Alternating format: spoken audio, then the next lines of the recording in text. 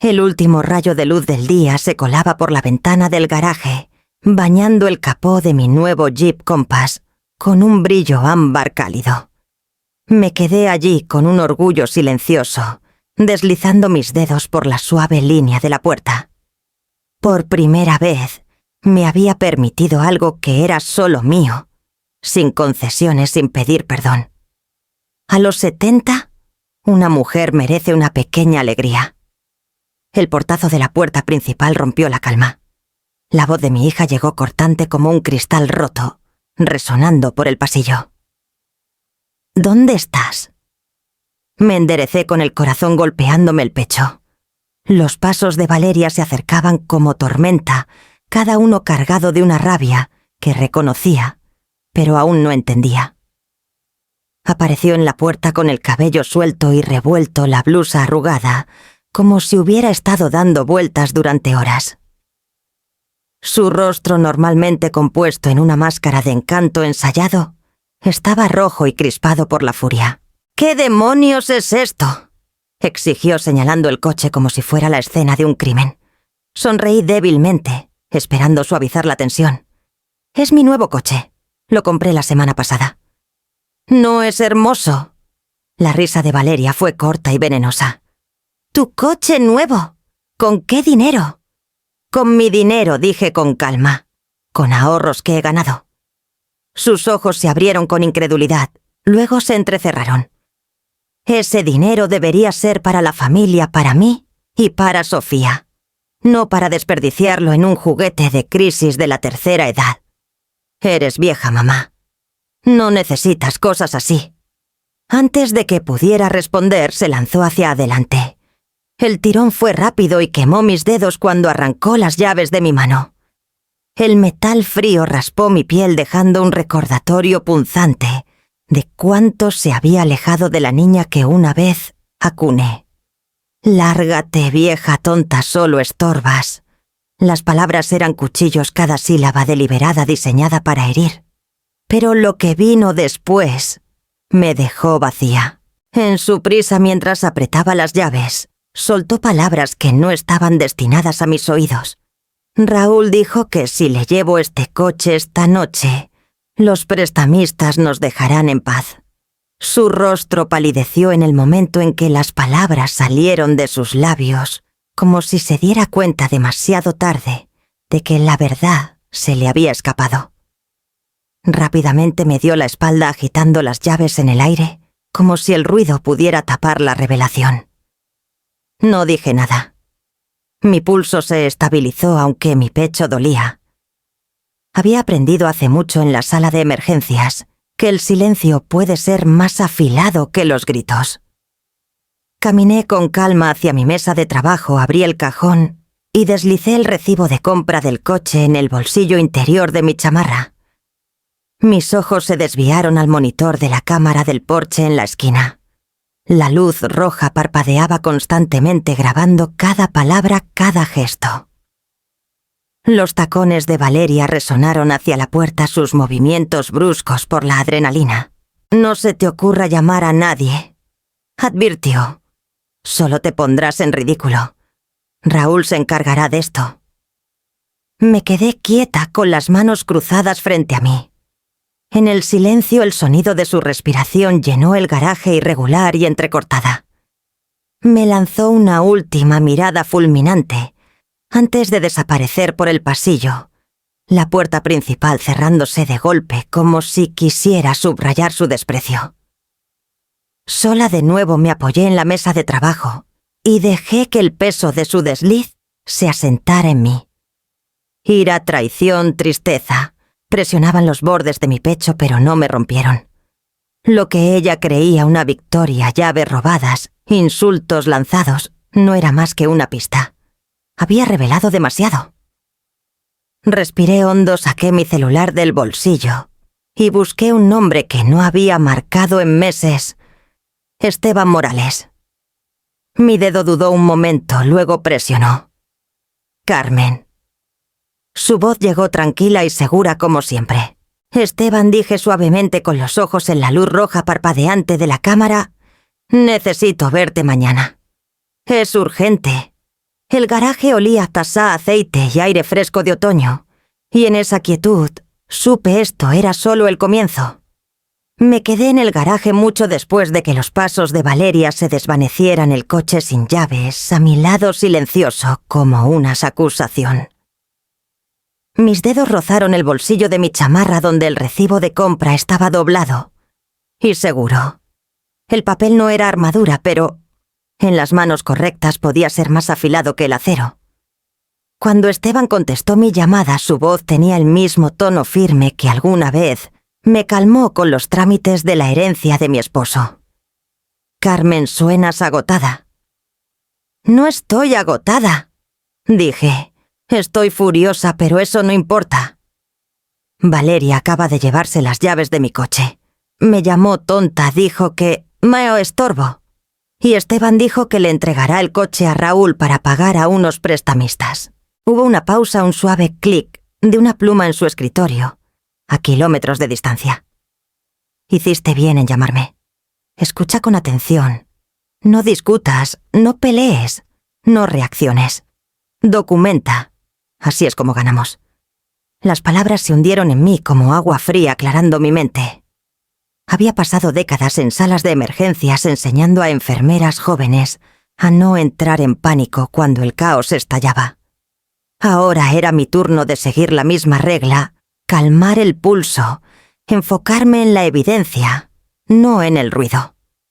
Guardé mi celular y subí a mi estudio. La habitación olía ligeramente a cedro por los estantes empotrados. Contra la pared del fondo estaba un archivero alto que no había abierto en meses. Mis manos temblaron al abrirlo, no por debilidad, sino por la certeza de que esa noche había cambiado todo. Adentro, filas de carpetas etiquetadas se alineaban como soldados. Impuestos. Seguros. Ernesto, herencia. Y cerca del fondo, una que había evitado por demasiado tiempo Valeria. Departamento. La llevé a mi escritorio y me senté. El brillo de la lámpara de bronce iluminó el borde de la carpeta haciéndola parecer una amenaza silenciosa. La abrí con cuidado. El título de propiedad estaba en la primera página, nítido y oficial. Mi nombre escrito en letras firmes, Carmen A. Salazar, única propietaria. Pasé mis dedos por el sello en relieve recordando el día que firmé esos papeles. Valeria tenía 29 años, desesperada tras perder su trabajo, aferrándose a mi brazo y prometiendo devolverme el dinero. Había comprado el departamento para darle estabilidad, diciéndome que sería temporal. Habían pasado años y ella había construido su vida allí, como si le perteneciera por derecho. Cuentas, recibos, facturas de reparaciones, todo archivado en orden, todo pagado por mí. Levanté una declaración de impuestos prediales de hacía apenas 3 meses, pagada en su totalidad. Mi letra en la esquina lo confirmaba. Me recosté en la silla y dejé que la verdad me envolviera. Podía tomar las llaves del coche, podía gritar hasta quedarse sin voz, pero el suelo donde ella pisaba era mío. Había olvidado o elegido olvidar que el techo sobre su cabeza aún dependía de mí. El recuerdo de sus palabras en el garaje resonó áspero y venenoso. Lárgate, vieja tonta. Si ella pensaba que no tenía poder, se había equivocado. Ernesto solía advertirme. No confundas bondad con debilidad. Carmen, no son lo mismo. Esa noche finalmente lo entendí. Deslicé el título de propiedad y los papeles de impuestos en un sobre limpio y lo puse junto al recibo del coche. Evidencia recolectada, no debatida. Esteban sabría cómo causarlos. La casa estaba silenciosa ahora, solo el zumbido del refrigerador en la cocina de abajo. Me puse de pie, cerré la puerta del estudio con llave y giré la llave de bronce en mi mano hasta que el clic resonó en la habitación. Detrás de esa puerta estaba la prueba de que aún tenía el control.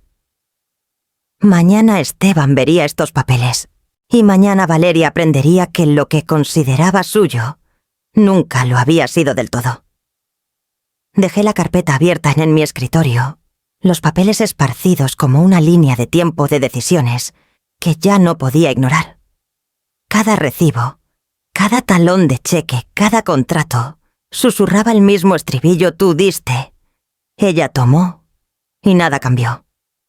La voz de Ernesto regresó a mí como si estuviera inclinado desde el otro lado de los años. No dejes que Valeria confunda generosidad con obligación, Carmen. Puedes amarla sin financiar sus errores. Lo había dicho con suavidad, pero con firmeza generalmente, después de una de sus llamadas que terminaban conmigo, buscando la chequera.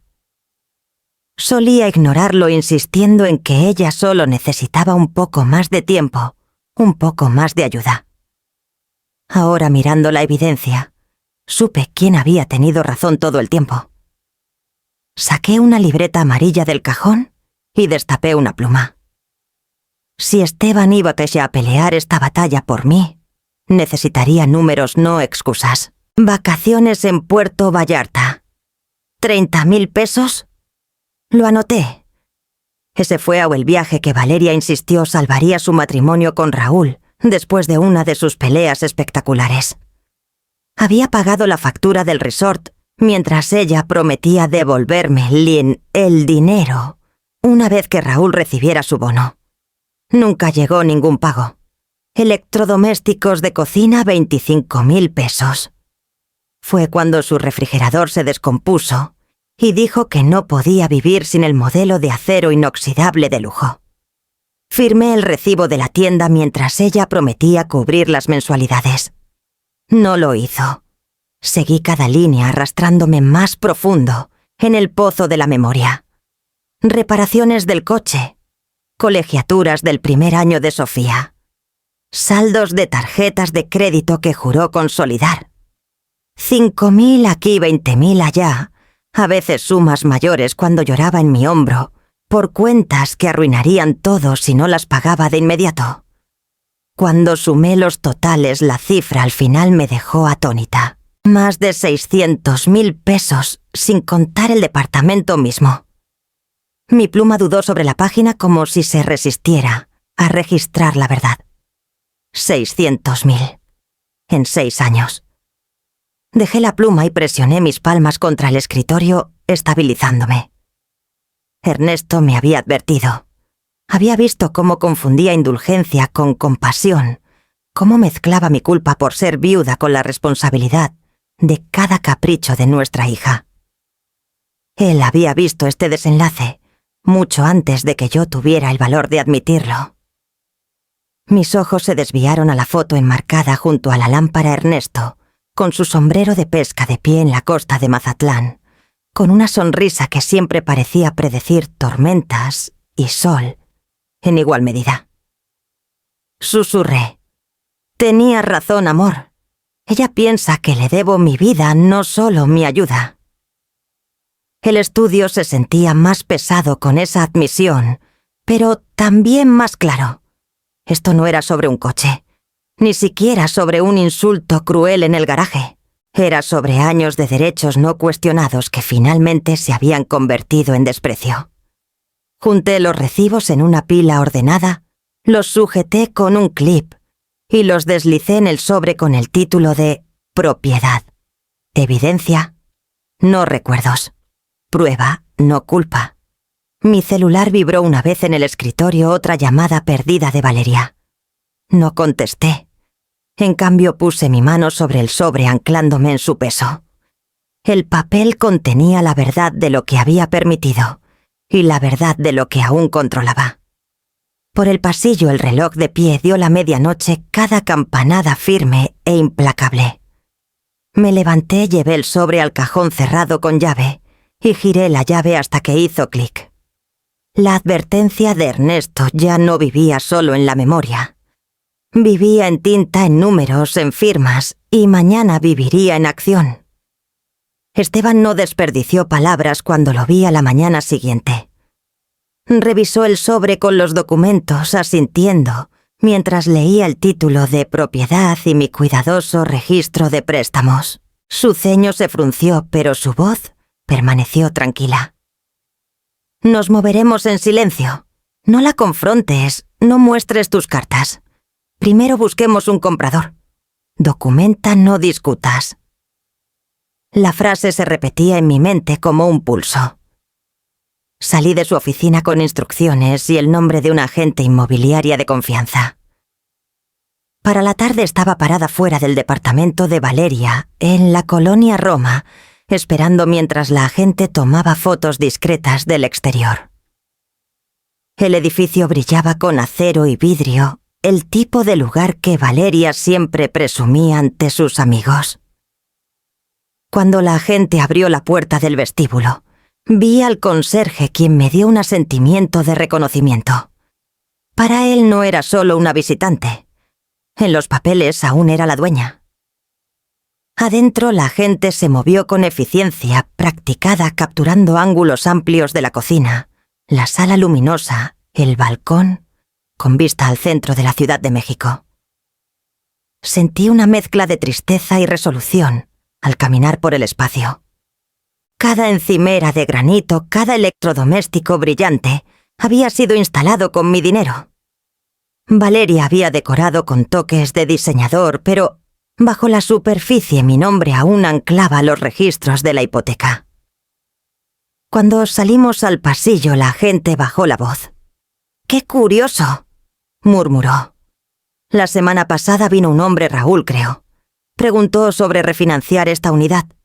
Quería saber si el banco permitiría aprovechar el valor patrimonial. Pero, por supuesto, su nombre no aparece en ningún lugar del título».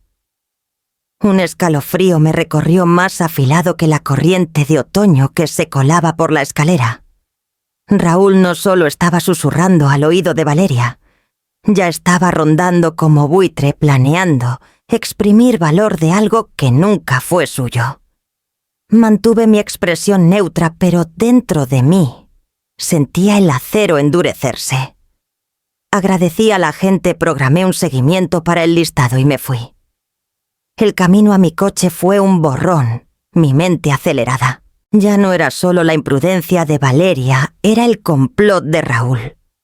El insulto en el garaje ahora parecía la grieta superficial de algo más profundo, una falla que había estado corriendo bajo nosotros durante años. De vuelta en mi casa, fui directo a la puerta principal y examiné las cerraduras. Valeria tenía copias de las llaves viejas. Se las había dado años atrás pensando solo en emergencias. Esa confianza ahora parecía ingenua. Llamé a un cerrajero recomendado por Esteban, y para la noche el herraje estaba cambiado, el latón pulido brillando bajo la luz del porche. Cuando el cerrajero me entregó las nuevas llaves, las presioné en mi palma, más pesadas de lo que su tamaño sugería. ¿Guardó las viejas?, preguntó. No, dije. Tíralas. Después de que se fue, recorrí cada habitación de mi casa probando las cerraduras, cerrando ventanas, asegurando pestillos. El silencio de la casa se sentía diferente, menos solitario, más protegido. Esto no era miedo. Era preparación. Me senté en la mesa de la cocina, las llaves nuevas alineadas frente a mí. Valeria podía creer que tenía el control con las llaves del coche apretadas en su mano, pero no veía la verdad más grande. El verdadero poder estaba en el papel, títulos, recibos, contratos, y en los pasos silenciosos que ahora estaba tomando. Mientras la noche se profundizaba, puse las nuevas llaves en un llavero separado y las guardé en el bolsillo de mi chamarra. Mi casa estaba segura, mis documentos a salvo, y Esteban estaba moviendo las primeras piezas en el tablero. Lo que Valeria y Raúl creían suyo ya se estaba deslizando, y pronto descubrirían cuán frágiles eran sus ilusiones. A la mañana siguiente estaba en la fila de la oficina de correos con un sobre que parecía más pesado de lo que sus pocas páginas deberían permitir. Adentro estaba la notificación certificada que Esteban había redactado, lenguaje preciso, formal, imposible de malinterpretar. Le daba a Valeria 30 días para desalojar el departamento, a partir de la fecha sellada en el recibo. Cuando la empleada deslizó el formulario verde por el mostrador, firmé con trazos firmes. «Certificado con acuse de recibo», dije repitiendo las instrucciones de Esteban. La empleada lo selló la tinta azul profunda. Ese sonido limpio mecánico se sintió como la primera frontera real que había trazado en años. Caminando de regreso a mi coche, respiré el aire húmedo de la Ciudad de México cortante con lluvia y humo de leña. La ciudad se movía a squats a mi alrededor sin saber que en un sobre sellado había puesto un reloj en marcha sobre la comodidad de mi hija. Para cuando llegué a casa, mi celular vibró con un mensaje. «Raúl». Su nombre brilló en la pantalla como una advertencia. «Hablemos como adultos», escribió. «Sin abogado, sin drama. Podemos arreglar esto». No respondí. En cambio, reenvié el mensaje a Esteban. En minutos me llamó. «Carmen, escucha con cuidado», dijo su tono cortante. «No te involucres con él. Raúl tiene antecedentes silenciosos pero feos. Ha sido investigado en 2 casos de fraude a personas mayores. Nunca le estuvo preso, pero hay un rastro de documentos. Es suave, convincente, y se aprovecha de la duda. Intentará meterte en una conversación donde parezcas cómplice». Sostuve el celular con más fuerza. «¿Estás diciendo que ya ha hecho esto antes?» «Exacto. Es hábil para presionar hasta que alguien duda de sí mismo. Por eso documentamos todo. Sin llamadas, sin reuniones. Si vuelve a contactarte, guárdalo. Eso fortalece tu escudo». Asentí aunque no podía verme. El mensaje de Raúl de repente se sintió como algo más que arrogancia. Era una táctica. Un movimiento inicial en un juego que asumía que no sabía jugar. Esa tarde me senté en la mesa de la cocina revisando fotos viejas en mi laptop. Valeria y Raúl sonriendo en días festivos, apoyándose el uno en el otro en los cumpleaños de Sofía, regalos que yo había envuelto y comidas que había preparado para ambos. Mirando atrás podía ver la mano de Raúl en toda la forma en que dirigía las conversaciones hacia el dinero, la manera en que las peticiones de Valeria siempre parecían coincidir con sus tiempos. Era más fácil culpar al temperamento o egoísmo de Valeria cuando me gritaba. Más difícil, pero más cierto, admitir que Raúl la había moldeado en su aliada, enseñándole a tratarme como un recurso en lugar de una madre. Cerré la laptop con más fuerza de la que pretendía. La casa resonó por un momento. Luego se aquietó. En la encimera estaba el recibo de la oficina de correos, sus bordes, ligeramente curvados. Prueba de que la notificación había sido enviada. Prueba de que no solo estaba reaccionando con enojo, sino tomando pasos que llevaban el peso completo de la ley. Esteban tenía razón. Esto no era sobre debatir, era sobre registrar. Y ahora el primer registro estaba, oficialmente, en marcha. Esa noche, mientras la lluvia se intensificaba contra las ventanas, revisé las cerraduras otra vez y puse mi celular boca abajo en la mesita de noche. Raúl podía pensar que las palabras me convencerían, pero el papel era más fuerte y el papel ya estaba trabajando contra él. Pasó una semana en un ritmo extraño cada día, medido por el silencio, donde antes estaba la voz de Valeria. No escuché su risa, sus quejas ni sus demandas, solo el zumbido hueco de mi celular, encendiéndose una y otra vez. Para el viernes por la mañana el contador marcaba 47 llamadas perdidas. 47 veces que ella o Raúl intentaron contactarme y 47 veces que lo dejé pasar. Las primeras 12 llamadas me sacudieron. Tomaba el celular, miraba su nombre y sentía el pecho apretado. Los viejos hábitos susurraban: contesta, explica, calma. Pero mantuve las palabras de Esteban cerca: documenta, no discutas. Cada llamada quedó sin respuesta, cada mensaje de voz sin reproducir. Eventualmente el timbre se volvió ruido de fondo, una tormenta golpeando ventanas que no planeaba abrir. Me volví en cambio a la carpeta de documentos en mi escritorio. La notificación certificada había sido entregada hacía 3 días. El acuse de recibo llegó ayer la firma irregular de Valeria, confirmando que había leído cada palabra. No había forma de fingir ignorancia, ni de alegar que no había sido advertida. Esa tarde la agente inmobiliaria Adriana Solís llamó con noticias. Su voz tenía la emoción contenida de alguien que había acorralado a su presa. Carmen, conseguimos una oferta.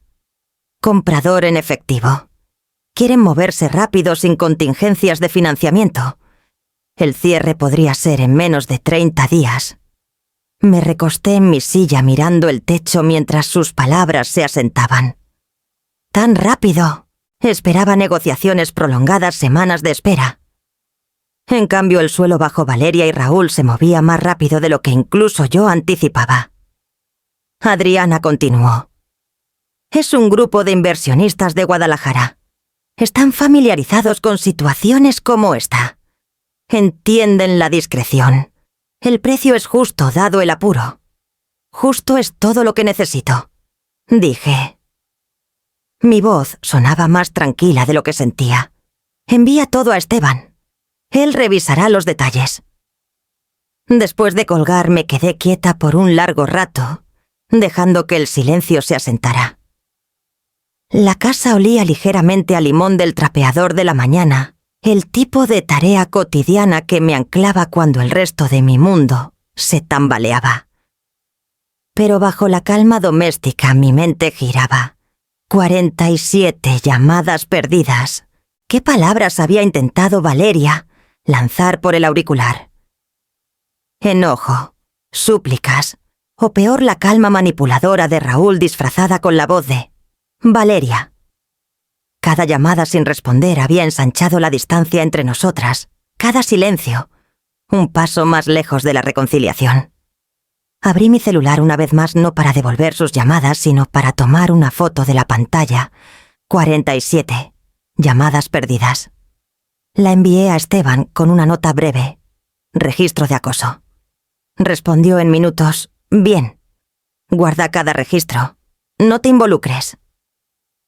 Afuera el aire de noviembre presionaba contra las ventanas húmedo y pesado. Me puse un chal sobre los hombros y caminé al porche donde la luz de la cámara parpadeaba constante en rojo.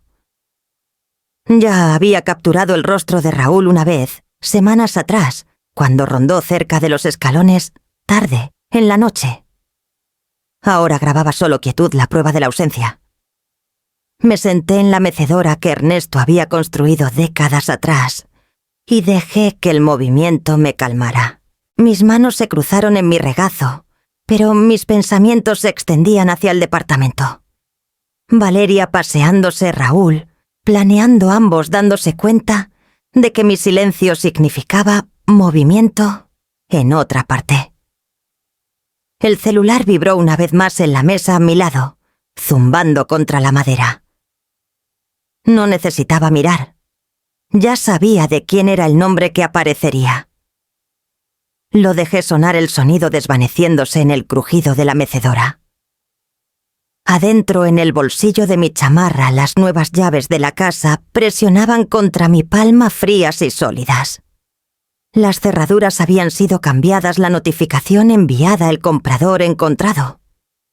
La última semana había sido solo llamadas sin responder, pero todo estaba en movimiento. Cuando el celular finalmente se detuvo, la casa estaba silenciosa otra vez, tan silenciosa que casi podía escuchar las páginas de la notificación, firmada girando en las manos de Valeria, cada línea apretándose a su alrededor como una cuerda. El timbre sonó justo después del anochecer largo e insistente. Estaba a medio camino de doblar ropa al ritmo de la vida cotidiana, manteniéndome firme. Cuando abrí la puerta, Valeria estaba allí, con el abrigo a medio abrochar, los ojos brillando.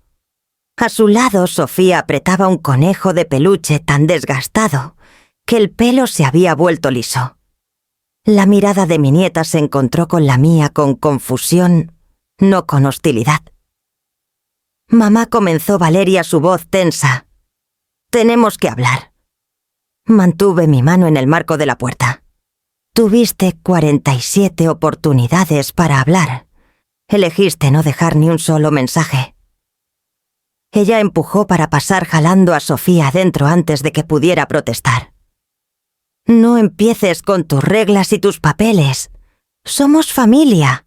No le cierras las puertas a la familia. Miré a Sofía, que ya se dirigía a la sala acomodándose en el sofá, con el conejo bajo la barbilla. No quería que sus oídos se llenaran con la amargura que brotaba de su madre, pero cerrarles la puerta tampoco se sentía posible. Valeria se giró hacia mí, su tono pasando de súplica a mandato. ¿No entiendes lo que esto nos está haciendo? Raúl no duerme, apenas puedo mantener las cosas en pie. Sofía merece algo mejor que este circo que has creado. Mis manos temblaron, pero no por duda. Lo que Sofía merece es estabilidad, Valeria. Y respeto. Entraste a mi garaje, arrancaste las llaves de mi mano y me llamaste vieja tonta. Eso no es estabilidad y seguro que no es respeto. Sus ojos se entrecerraron, la suavidad desapareció. Estaba enojada.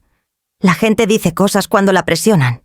Pero tú, toda esta notificación para desalojar, estás tratando de destruirme.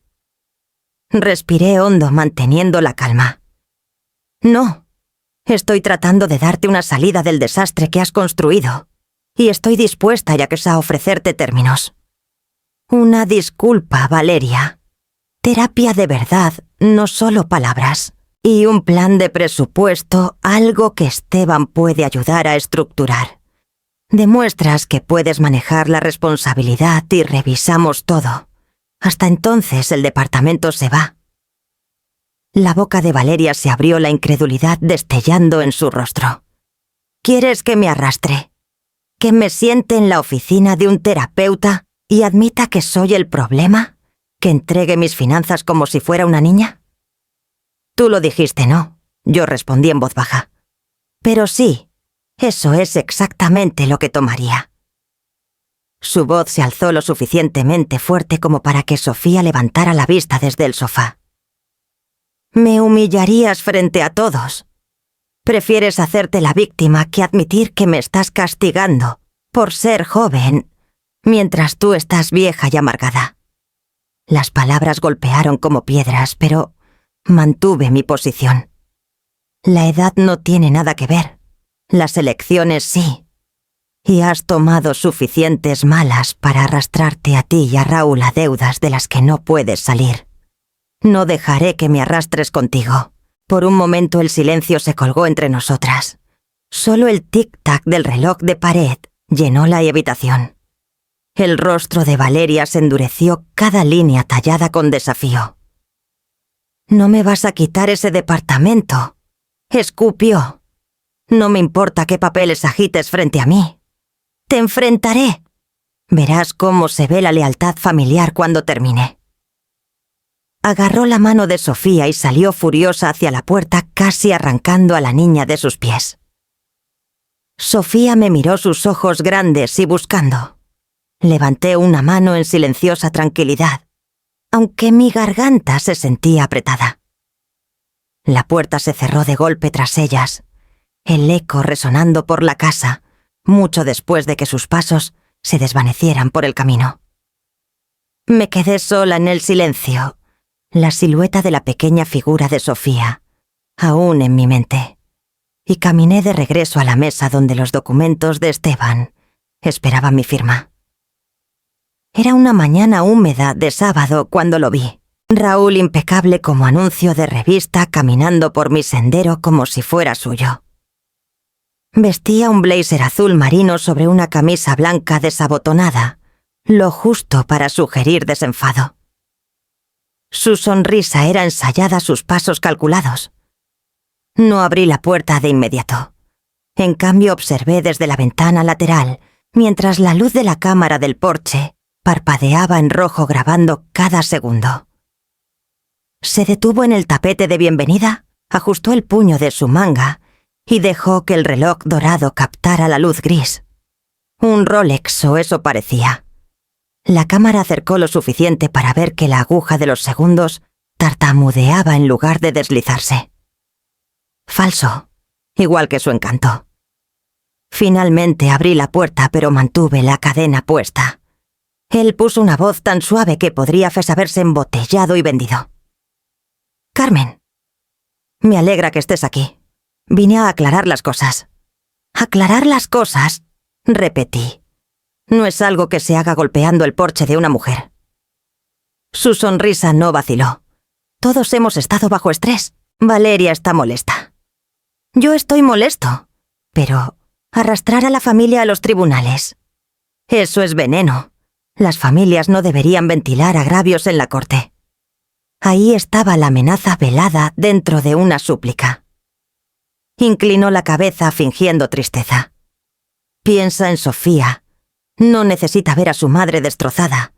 Podemos arreglar esto sin abogados». Me apoyé en el marco de la puerta dejando que el silencio se extendiera. Las palabras de Esteban regresaron a mí: «No discutas, documenta». La cámara parpadeaba en rojo grabando las líneas pulidas de Raúl, su reloj barato, su intento de asustarme para que cediera. «Ya elegí mi camino», dije con calma. «Si Valeria quiere cambiar el resultado, sabe qué pasos tomar». La sonrisa se deslizó solo una fracción antes de que la forzara de vuelta. «Siempre has sido generosa. Piensa cuidadosamente antes de deshacer una vida de eso. El arrepentimiento es algo pesado de llevar a tu edad». Eso golpeó más fuerte de lo que esperaba el insulto, envuelto en seda. Cerré la puerta sin decir otra palabra, la cadena resonando al cerrarse. Desde adentro lo vi quedarse en el porche murmurando para sí mismo, luego caminar de regreso por el sendero, con el celular pegado a la oreja. Una hora después, mientras estaba sentada con el café enfriándose a mi lado, mi correo sonó. El nombre de Esteban apareció con un archivo adjunto. «Para tus registros». Abrí el PDF y desplacé. 2 quejas abiertas. Raúl Paredes listado como parte asociada en 2 investigaciones pendientes con la Fiscalía General División de Fraude a personas mayores. Las descripciones eran clínicas pero condenatorias: esquemas de inversión cuestionables, influencia indebida sobre familiares mayores, tácticas de presión relacionadas con propiedades y activos financieros. Mi estómago se apretó mientras leía línea por línea. No era solo mala suerte o chismes, era un patrón. La nota de Esteban bajo el documento era breve. «Esto fortalece tu caso. Manténlo a distancia. Yo me encargo del resto». Me recosté en mi silla dejando que el peso se asentara. Todo el encanto, todas las palabras suaves, cobertura para los mismos esquemas que había ejecutado antes. Y Valeria atrapada en su órbita, confundiendo manipulación con amor. Cerré la laptop y me puse de pie, la luz de la ventana cayendo sobre las nuevas cerraduras de mi puerta. Mis manos rozaron el llavero en mi bolsillo fresco y seguro.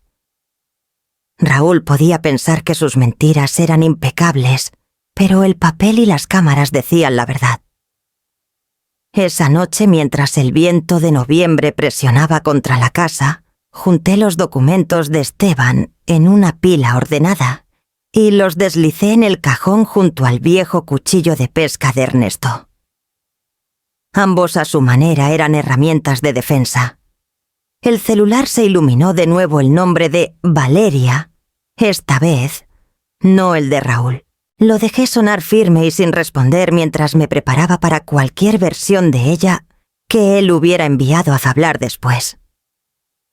Adriana me recibió fuera del edificio del departamento con su confianza habitual. «Los compradores quieren un vistazo rápido», dijo acomodando una carpeta bajo su brazo. 15 minutos máximo. Son serios. La seguí por las puertas de vidrio del vestíbulo, los pisos de mármol pulidos hasta brillar como espejos. Mis tacones resonaban un sonido que me recordaba que este espacio no era realmente de Valeria, sin importar cuántas veces lo hubiera declarado su hogar. Los papeles, los años de mis ahorros contaban la verdadera historia. Adentro de la unidad todo brillaba como si hubiera sido preparado para una revista. Las encimeras de la cocina destellaban bajo las luces empotradas, cada electrodoméstico reluciendo en acero inoxidable. Recordé el día que Valeria rogó por la mejora del refrigerador, su voz cargada de urgencia. «Sofía necesita comida fresca. Mamá, es por su salud». Ahora estaba allí, alto y elegante. Otro monumento a una promesa nunca cumplida. Los compradores, una pareja de mediana edad de Guadalajara, caminaban lentamente de habitación en habitación, murmurando aprobación. Admiraban el sofá de cuero, la mesa de café de diseñador, las obras de arte en las paredes. Cada artículo había sido comprado con dinero que yo había dado o prestado. Aunque prestar era la palabra equivocada porque nunca llegó el reembolso. Viéndolos asentir y sonreír, sentí una calma extraña. No estaban deslumbrados por el gusto de Valeria. Estaban evaluando un activo. Exactamente como debía haberlo hecho desde el principio. Adriana los guió al balcón señalando la vista del centro y el río brillando más allá. Me quedé cerca de la mesa del comedor dejando que mis dedos rozaran su superficie brillante. También había firmado el cheque para eso. Valeria había insistido. «No podemos tener a Sofía comiendo en una mesa plegable, mamá. Ahora probablemente se vendería en una subasta de bienes, una vez que se cerrara el trato». Cuando los compradores finalmente estrecharon la mano de Adriana y se fueron, me quedé un momento más. El silencio del departamento era impactante. Sin la voz de Valeria llenándolo, el lugar se sentía vacío, solo paredes, pisos, muebles. Nada de eso era realmente suyo. Al caminar hacia la puerta noté una figura esperando en el pasillo. Una mujer de unos 40 y tantos con un blazer gris impecable, el cabello recogido en un moño limpio. Dio un paso adelante con una sonrisa cortés. «Señora Salazar», preguntó. «Sí», dije con cuidado, mi mano apretando la correa de mi bolso. Extendió una tarjeta. «Detective Laura Méndez. Policía de la Ciudad de México, División de Delitos Financieros». Su voz era profesional, firme. «Por favor, llámeme cuando tenga un momento. Se trata de Raúl Paredes». Por un segundo no pude respirar. Paredes, no Torres. No el apellido que siempre había escuchado de Valeria. Otro nombre, uno que nunca había relacionado con él. Los ojos de la detective Méndez se suavizaron como si pudiera sentir las preguntas creciendo en mí. «Estamos trabajando en un caso activo. Su cooperación podría ser muy útil». Deslicé la tarjeta en mi bolso, su peso de repente más grande que el cuero mismo. «Llamaré», logré decir. Ella asintió brevemente y se alejó, sus tacones resonando con decisión por el pasillo. De vuelta en el coche me senté con las manos en el volante, mirando la tarjeta en el asiento del copiloto. Raúl Paredes. No Raúl Torres como siempre había creído. El hombre que había estado en mi porche, tejiendo mentiras suaves, bajo un Rolex falso. No solo llevaba un reloj falso, sino, quizás, una vida falsa. Las llaves del departamento en mi bolso tintinearon débilmente cuando las tomé, un recordatorio de lo que era mío, lo que le estaba quitando a Valeria y lo que Raúl intentaba tanto torcer en su agarre. Esa noche puse la tarjeta de la detective junto a los documentos de Esteban en mi escritorio. Los bordes se alinearon perfectamente, dos piezas de un rompecabezas que apenas comenzaba Shemi a ver. Mañana haría la llamada. La sala de conferencias olía ligeramente a tinta y papel fresco cuando llegué. Adriana y Esteban ya estaban sentados con pilas de documentos, ordenadamente dispuestos frente a ellos.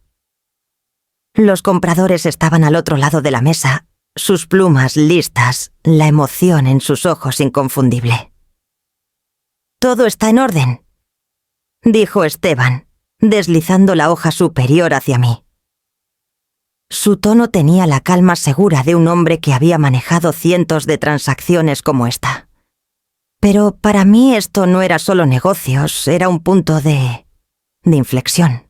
El papel llevaba la dirección del departamento de Valeria, en letras marcadas. Mi nombre seguía claro e indiscutible, la línea que ataba la propiedad a mí y solo a mí. Los compradores asintieron corteses y profesionales, como si sintieran el peso de lo que se transfería hoy. Tomé la pluma su cuerpo suave y fresco en mi mano y firmé. Cada trazo llevaba décadas de sacrificio, cada rúbrica una recuperación silenciosa de mi dignidad. Adriana selló la página final. Luego entregó un recibo por la transferencia bancaria. El fideicomiso estaba completamente financiado. El departamento en todos los sentidos legales ya estaba a medio camino de las manos de Valeria. Caminando hacia la llovizna gris de la Ciudad de México me sentí más ligera. No era triunfo, no aún solo una corriente constante de certeza fluyendo a través de mí. Ernesto lo habría llamado cierre en progreso. Esa ligereza duró exactamente 3 horas. Para media tarde un mensajero tocó a mi puerta y me entregó un sobre color crema grueso y formal.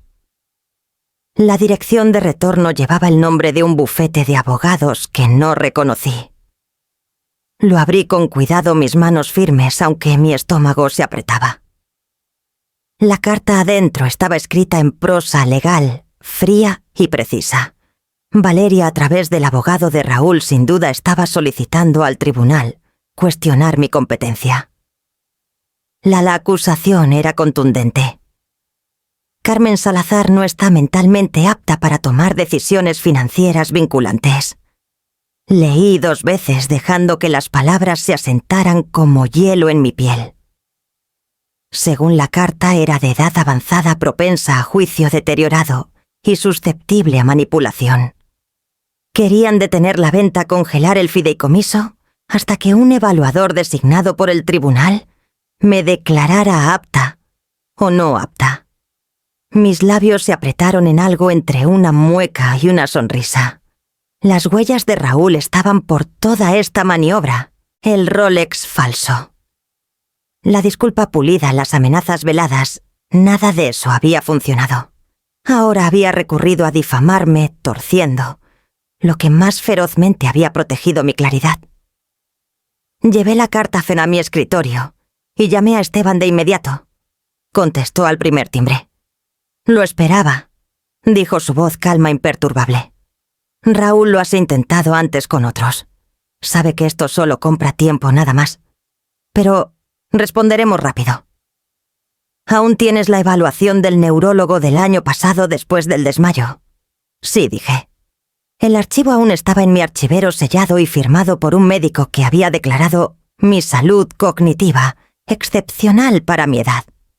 «Bien», dijo Esteban, «y pediremos una nueva evaluación inmediatamente. Voluntaria. Los jueces responden a la determinación. Les mostraremos que no solo estás apta, eres más aguda que el hombre que te acusa». Exhalé lentamente, estabilizándome. La carta yacía abierta en el escritorio, sus palabras crueles y deliberadas. Pero por primera vez desde que Valeria arrancó las llaves de mi mano, no me sentía acorralada. Me sentía desafiada. Y el desafío siempre había sacado la parte más fuerte de mí. Puse la tarjeta de Esteban sobre la carta, alineándolas con la tarjeta de la detective, que aún esperaba cerca. 3 piezas. Ahora una venta, un fraude, una acusación. Juntas contaban la historia que Raúl pensaba que podía controlar. Esa noche preparé una carpeta etiquetada aptitud y deslicé el informe del neurólogo dentro. Mañana añadiría más nuevas pruebas, nuevas firmas, nueva prueba, que intenten pintarme como débil. La tinta en los documentos de hoy Aún se estaba secando, y nada era más afilado que la mano que los firmó. La clínica olía ligeramente a antiséptico y café recién hecho, una mezcla extraña que me hacía sentir tanto reconfortada como en alerta. La doctora Vargas, una mujer alta con ojos rápidos y un tono tranquilo, me llevó a una habitación silenciosa, llena de estantes con rompecabezas, gráficos y portapapeles. «Señora Salazar», dijo, ofreciendo una sonrisa tranquilizadora. «Esto tomará unas 2 horas. Nada invasivo, solo ejercicios para revisar su memoria, razonamiento y resolución de problemas». Asentí alisando mi falda al sentarme. Mi corazón latía rápido al principio, pero mientras comenzaba encontré las tareas casi estimulantes. Me pidió recordar una lista de palabras después de un retraso. Las repetí con facilidad. Me dio problemas matemáticos de cabeza. Restar 7 hacia atrás desde 100. Lo hice con precisión uno tras otro. Luego vinieron los rompecabezas, organizar formas en patrones, dibujar un reloj, con las manecillas puestas a una hora específica. A mitad de camino la vi levantar una ceja, luego anotar algo rápidamente. Cuando me pidió relatar detalles de una historia corta que había leído en voz alta 10 minutos antes, la devolví palabra por palabra. Casi podía escuchar a Ernesto reír en mi mente. Te dije que esos crucigramas no eran pérdida de tiempo. Al final la doctora Vargas cerró su carpeta y me dio un asentimiento de finalidad. Señora Salazar, su desempeño cognitivo es excelente. De hecho, sus puntajes están muy por encima del promedio para su grupo de edad. Compilaré el informe completo, pero quédese tranquila, ha pasado con honores. El alivio me recorrió no del tipo débil que colapsa, sino del firme que ancla. Salí de la clínica con la barbilla más alta que cuando entré. Al día siguiente Esteban presentó el informe en la corte adjuntando los hallazgos de la doctora Vargas y la evaluación anterior de mi neurólogo por si acaso. Su correo fue breve. Querían prueba. Les dimos prueba irrefutable. Pensé que eso sería suficiente para dejarme dormir profundamente. Me equivoqué. De hecho, esa noche mientras preparaba té de manzanilla en la quietud de mi cocina, mi celular vibró con un nuevo mensaje. No era Valeria ni Raúl, era Sofía. El nombre me sorprendió, su mensaje aún más. Abuela mamá le dio a Raúl tu llave de repuesto. No me gusta. Pensé que deberías saberlo. Me congelé con la tetera aún en la mano. La vieja llave de repuesto. Años atrás, antes de que Ernesto muriera, le habíamos dado una copia a Valeria para emergencias. Había cambiado las cerraduras el mes pasado, pero algo en el mensaje me revolvió como ácido.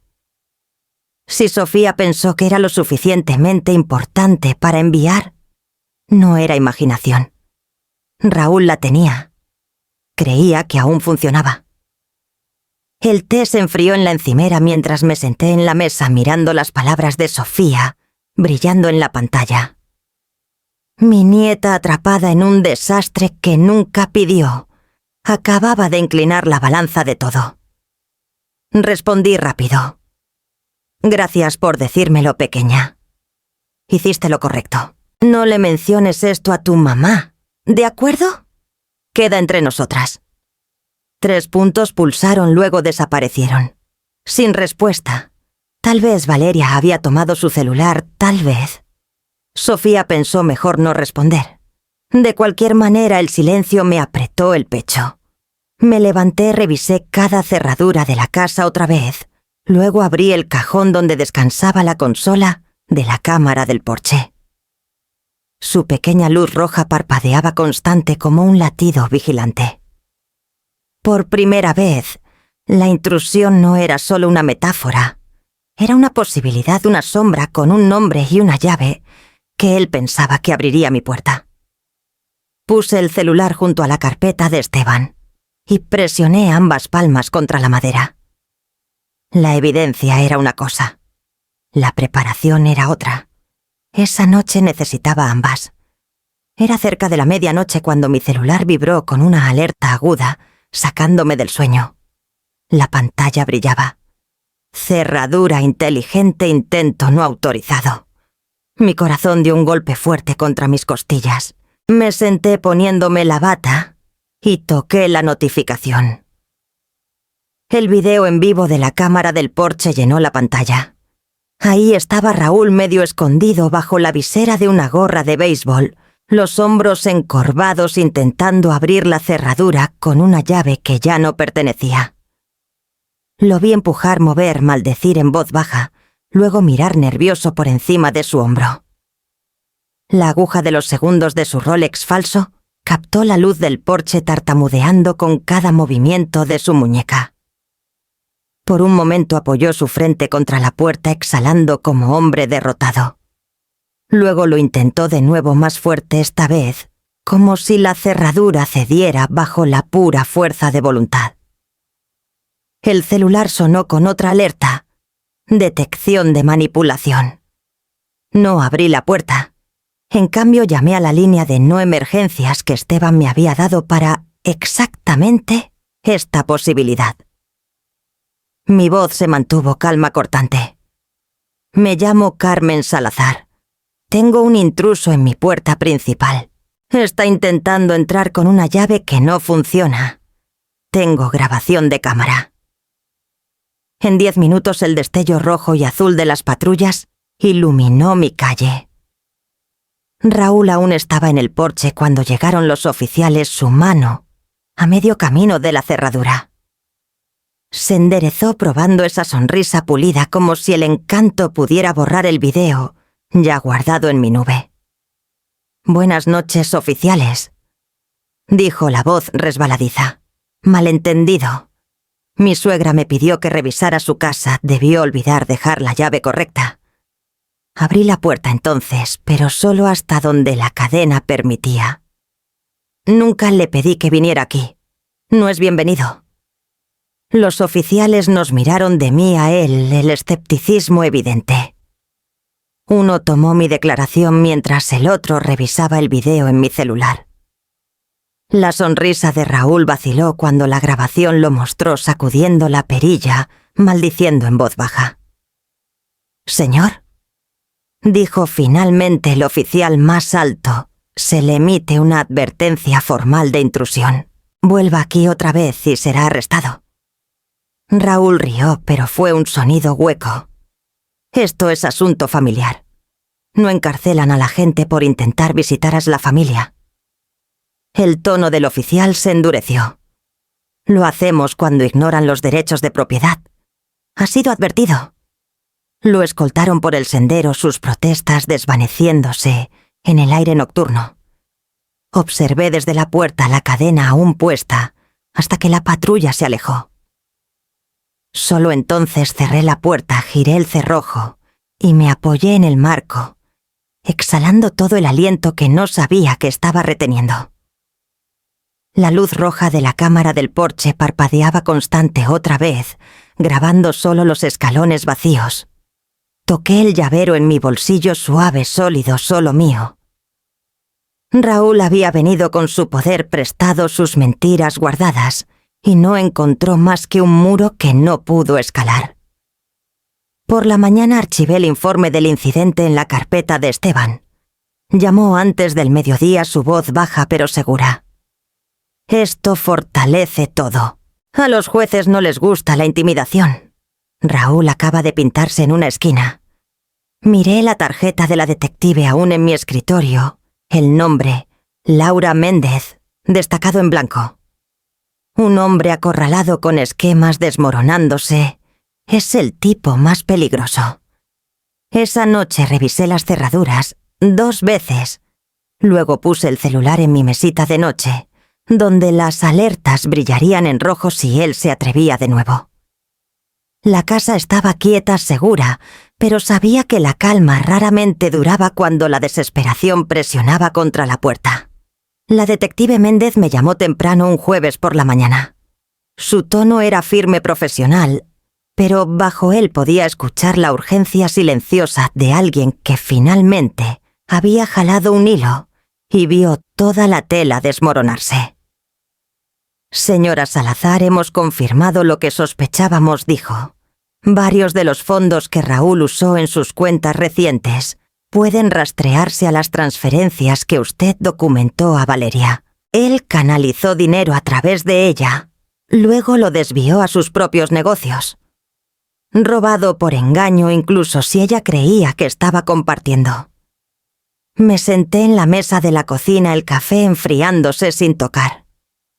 ¿Te refieres a los préstamos, las vacaciones, los pagos de colegiaturas, los electrodomésticos? Sí, comparamos las fechas. Días después de los depósitos que hiciste en la cuenta de Valeria, sumas equivalentes aparecieron en cuentas vinculadas a Raúl Paredes. Eso desencadenó la investigación de delitos financieros. Las palabras me estabilizaron, aunque dolían. Todas esas emergencias, todas esas llamadas llorosas de Valeria, no había mentido sobre la necesidad, pero no había visto quién realmente jalaba los hilos. Raúl había convertido mi cuidado en su caja personal. ¿Está implicada Valeria?, pregunté con cuidado. No directamente, respondió la detective Méndez. Por ahora parece más un conducto que una cómplice, pero si sabía o eligió no saber, es más difícil de probar. Después de colgar me senté con las manos cruzadas en la mesa, mirando el vapor que subía débilmente del café. Una verdad amarga se asentó. No solo había estado pagando los caprichos de Valeria, había estado financiando los esquemas de Raúl, su Rolex falso, sus mentiras suaves. Para la noche la noticia llegó a Valeria. No tuve que escucharlo de ella. Lo supe por los mensajes que inundaron mi celular, cada uno más frenético que el anterior. ¿Dónde está Raúl? No me contesta. Mamá, tú sabes algo, ¿verdad? Pero no había tenido noticias de Raúl desde la advertencia de intrusión. Ni una palabra, ni una visita, nada. Había desaparecido como humo en el momento en que el fuego lo alcanzó. 2 días después, Sofía me llamó desde el celular de Valeria, su voz pequeña rompiéndose. Abuela, mamá está llorando todo el tiempo. Raúl se fue. Ni siquiera se llevó toda su ropa. Las palabras me atravesaron más afiladas que cualquiera de los insultos de Valeria. Raúl no solo la había abandonado, había destrozado su creencia de que alguien estaba a su lado contra mí. Por toda su desafiante actitud, Valeria nunca había estado sola antes. Esa noche miré de nuevo la pila de documentos en mi escritorio. Títulos, recibos, cartas certificadas, informes policiales. Eran ordenados, lógicos, condenatorios. Pero el mundo de Valeria no era ordenado. Se estaba desmoronando de la manera más caótica el hombre en quien más confiaba, desvaneciéndose sin pelear, dejándola con la cáscara de deudas y recuerdos. Pensé en la voz de Ernesto, firme y cautelosa. No dejes que confunda generosidad con obligación. No lo escuché entonces. Ahora Valeria estaba aprendiendo la misma verdad, de la manera más dura a través de una traición que no podía culparme. Mientras apagaba la lámpara, la casa se sumió en su silencio familiar. Las mentiras suaves de Raúl se habían desmoronado, su rastro de robo, expuesto su presencia borrada. Y Valeria, por primera vez, enfrentaba el costo de estar a su lado. El celular vibró una vez más en la mesita de noche. El nombre de Valeria destelló en la pantalla. Lo dejé sonar en la oscuridad sabiendo que mañana tendría que decidir si contestar o dejar que el silencio le enseñara lo que ya no podía. Conocí a Valeria en la oficina de Esteban 2 días después de que Raúl desapareciera. Se veía desgastada su piel pálida, el cabello recogido sin cuidado. El filo agudo en sus ojos estaba apagado, reemplazado por algo cercano a la derrota. Sofía estaba en la sala de espera con un libro, su pequeña presencia, un recordatorio de lo que esta conversación debía significar. Esteban puso los papeles frente a nosotras. Su tono era tranquilo, profesional, pero no había duda del acero bajo sus palabras. Estos términos no son negociables. Están diseñados para protegerlas a ambas, señora Salazar y señorita Salazar por igual. Valeria me miró. Luego volvió a los papeles. Su voz se quebró al decir: ¿De verdad crees que firmaría algo así? Me hace ver como niña. Crucé las manos en mi regazo manteniendo mi voz firme. Te hace ver como alguien que aún tiene una oportunidad. No puedo deshacer lo que Raúl ha hecho, pero no dejaré a Sofía a la deriva. Estos son los únicos términos que las mantienen a salvo a ambas. La primera página detallaba el estipendio mensual modesto y canalizado a través de un fideicomisario que supervisaría los gastos. Sin lujos, sin retiros imprudentes, solo lo esencial: renta, comida, las necesidades escolares de Sofía. La segunda página requería terapia individual y familiar, prueba de asistencia, presentada mensualmente. La última cláusula fue la que más hizo enojar a Valeria: no entrar a mi casa sin invitación explícita. Empujó los papeles 1 centímetro hacia atrás, su mandíbula tensa. No confías en mí para nada. Encontré su mirada. Tienes razón. La confianza hay que ganarla de nuevo. Y así es como empiezas. Por un largo momento ninguna habló. Podía escuchar la pluma de Esteban golpeando ligeramente contra su carpeta, esperando. La mano de Valeria tembló al finalmente tomar la pluma. Leyó las páginas otra vez más despacio, esta vez entrecerrando los ojos en cada cláusula. Cuando llegó al final, su mano se detuvo. Su voz bajó tanto que apenas la capté. Raúl siempre dijo que encontrarías una manera de controlarme para siempre. Me incliné hacia adelante, las palabras saliendo antes de que pudiera suavizarlas. No, Valeria. Él encontró maneras de usarte. Estoy intentando darte una salida. Sus hombros se hundieron, la última pizca de su desafío tambaleándose. Presionó la pluma en el papel y firmó su nombre, trazado temblorosamente en las líneas. Esteban recogió los documentos, los sujetó juntos y los deslizó en su carpeta con una tranquila finalidad. Valeria se recostó, los brazos cruzados, pero no había victoria en su postura, solo agotamiento. Quise tomar su mano, pero no lo hice. El momento no estaba listo para la ternura. En cambio, me levanté y alisé mi chamarra. Sofía merece estabilidad. Si quieres que te vea como fuerte, demuéstralo aquí, no en gritos o esquemas. Esta es tu oportunidad, Valeria. No la desperdicies.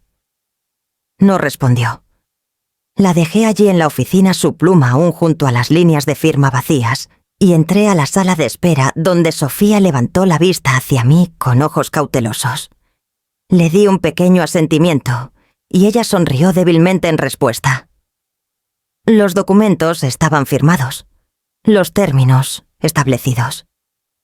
Ahora la pregunta era si Valeria los cumpliría o encontraría alguna nueva manera de romperlos. La mañana del día de cierre llegó gris y húmeda, las nubes de la Ciudad de México, colgando bajas, como si entendieran la gravedad del momento. Me senté frente a Esteban en la mesa de conferencias de la compañía de títulos, los documentos ordenadamente apilados entre nosotros. Los compradores fueron puntuales, tranquilos y eficientes.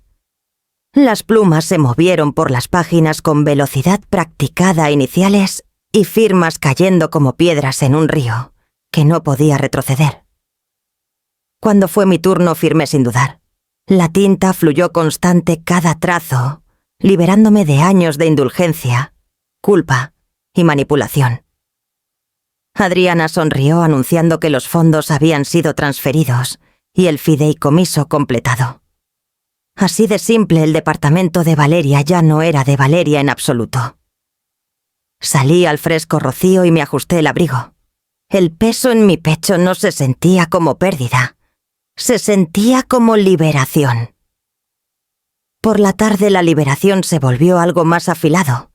Mi celular vibró con una alerta de noticias. Raúl Paredes.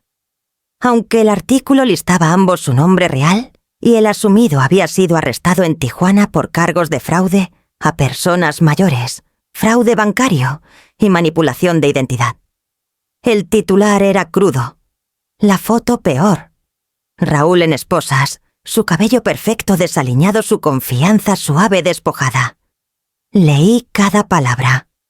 Los investigadores rastrearon sus esquemas a través de 3 estados múltiples, mujeres innumerables, familias desangradas de ahorros.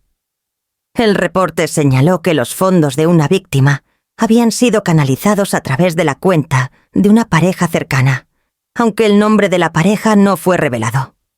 No necesitaba adivinar. Esa noche Valeria llamó. Por una vez su voz era pequeña, frágil. Está en las noticias. Lo mostraron como criminal. Esto no puede ser real. Es real, dije suavemente. Siempre lo fue. Solo te negaste a verlo. Estuvo callada por un largo rato, el silencio entre nosotras, roto solo por la voz débil de Sofía de fondo, pidiendo cena. Finalmente, Valeria susurró. ¿Qué hago ahora? Quise decirle que era demasiado tarde, que las elecciones tenían consecuencias.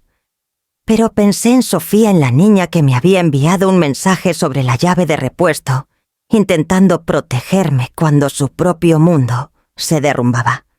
Así que en cambio respondí: vives dentro de los límites que firmaste, demuestras quién eres día a día, y dejas de buscar atajos a través de hombres como él. Valeria no discutió. Solo suspiró, y la línea se cortó. Más tarde esa noche fui a mi estudio. Los cajones del escritorio estaban ordenados, las carpetas organizadas, títulos, recibos, informes médicos, presentaciones judiciales. Prueba de todo lo que había soportado y cada paso que había tomado para recuperar el control. En el escritorio estaba una sola llave de bronce. El cerrajero la había dejado después de cambiar las cerraduras y la había guardado aparte, indecisa. La tomé, la giré en mi palma, el metal fresco y pesado. Era más que solo una llave. Era un símbolo de la entrada que otorgaría solo cuando el respeto llamara primero. Abrí el cajón, puse la llave dentro y lo cerré con firmeza. El sonido de la madera contra la madera resonó en la habitación silenciosa. La casa se asentó a mi alrededor, segura y quieta. Raúl estaba tras las rejas. Valeria estaba atada por su propia firma, y yo era libre finalmente, libre para decidir quién entraba en mi vida y quién no. Apagué la lámpara dejando que la habitación cayera en sombras y caminé hacia la ventana, donde la luz del porche brillaba constante contra la lluvia. El salón parroquial olía a pollo asado y canela, el tipo de calidez que te envolvía al entrar.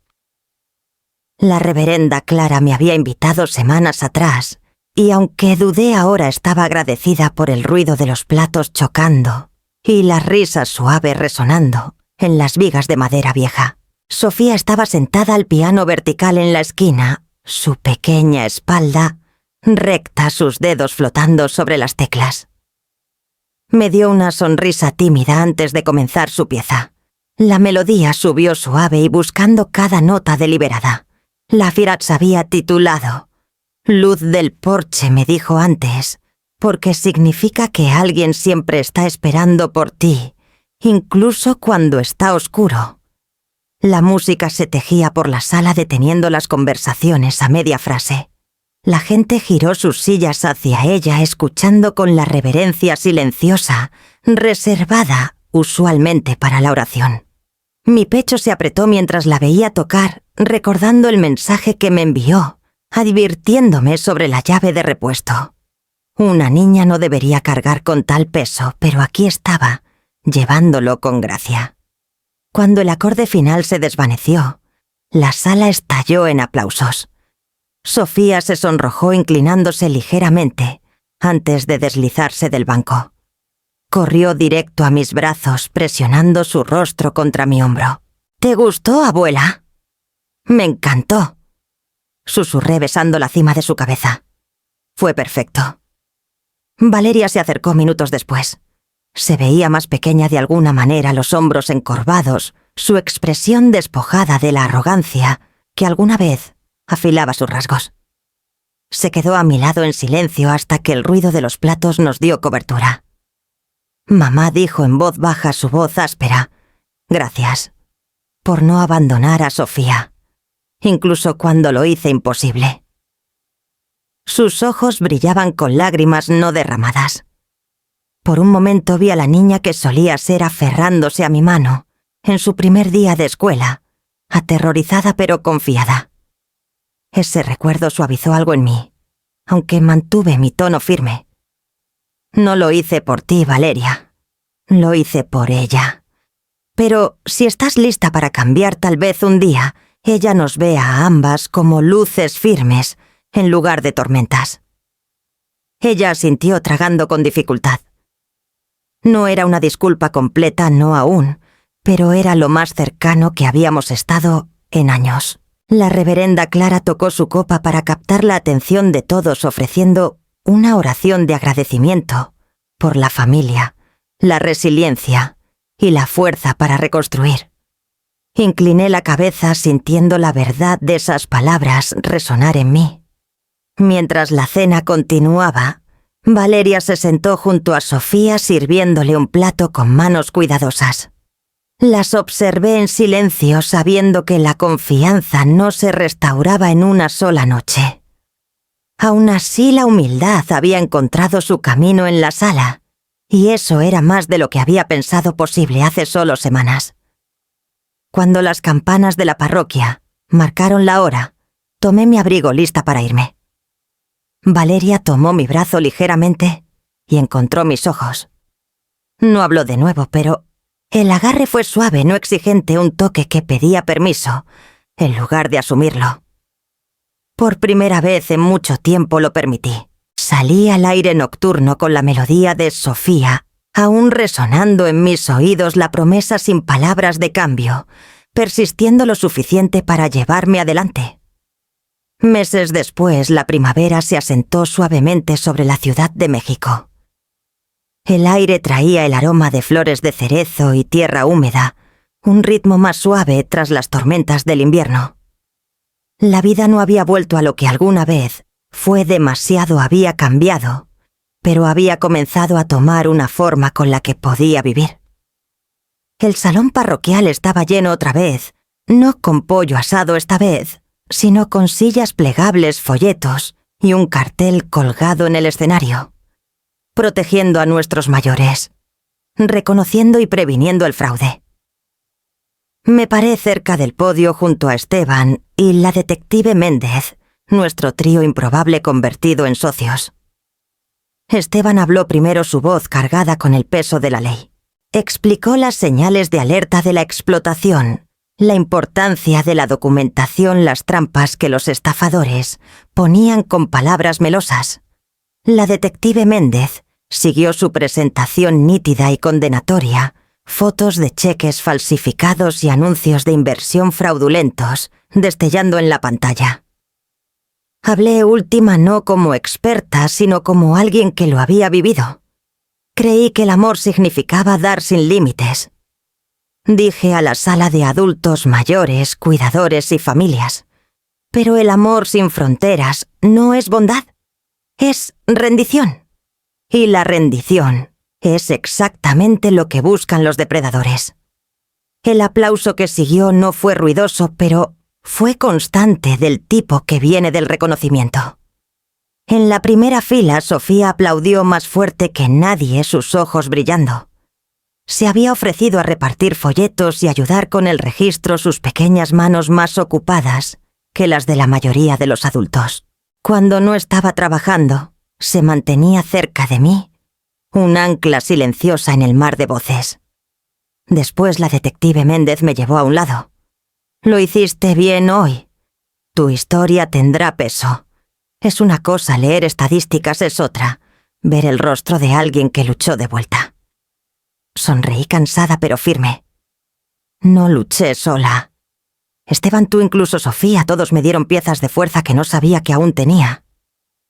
De vuelta en casa esa noche me senté en mi escritorio con los papeles del fideicomiso extendidos frente a mí. Las ganancias de la venta del departamento habían sido colocadas en una cuenta segura, pero no para el uso libre de Valeria.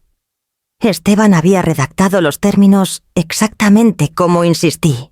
Los fondos podían liberarse solo para educación, atención médica o emergencias genuinas.